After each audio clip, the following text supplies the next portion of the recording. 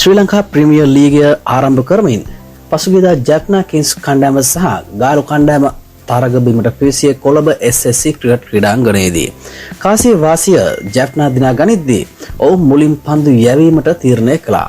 ඒ අනුව ලීගය ආරම්භ කරමින් පිටියට පිවිසි ගාලු කණ්ඩායමේ පළමු කඩුල ලෙස ලසිත් ක්‍රූස් පුල්ලේ ලකුණු එකකට දවා ගැනීමට දුනිත් තෙල්ලාලගේ සමත් වුණා.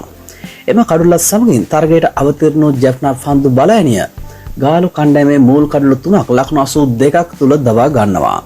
වේගවත් ඉනිමක් ක්‍රීඩා කරමින් ආරම්භක පිතිකරු සෑම් හාපර් පන්දු 19කින් ලකුණු 40ක් රැස් කිරීමට සමත් වෙනවා. හතරවන කඩුලට සාර්ථක අර්ධශතක සම්බුත්තාවයක් එක්කල සහ නාරච්චිගේ සහ චරිත් අසලංග පන්දු 39කින් ලකුණු 74ක් එක් කිරීමට සමත් වුණා. සුපිරි ඉනිමක් දියත් කළ චරිත් අසලංග ලකුණු 65ක් රැස් කළේ දැවැන්ත 6 පහර 3ක්ද වාර්තා කරමින්.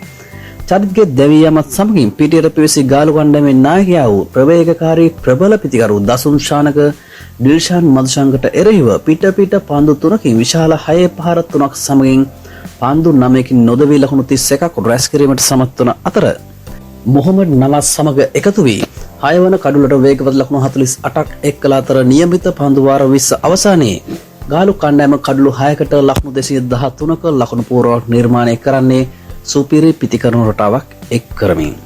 පිළිතුරු ඉනිමක් ක්‍රීඩා කර ජැප්නා කිංස් කණ්ඩායමේ නායක භානුක රාජපක්ෂ ඇතුළුව අනිකුත් ක්‍රීඩකයන් එකා පිට එකා දැවී යන්නේ ලකුණු 177කට ජැප්නා ඉනිම සීමා කරමින්.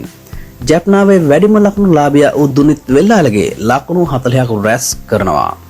ජැප්නා ඉනිම සුණු විසුණු කරමින් සුපිරි පන්දු යැවීමක නිරත වූ ෂන් මාලිංග ලකුණු 26කට කඩලු 4ක් දවා ගැනීමට සමත් වෙනවා. ඒ අනුව ගියවර ශූරයන් පරදා අනුශූරයන් වූ ගාලු ක්‍රීඩකයන් පළමු තරගයේ ලකුණු 36කින් ජය ගත්තා.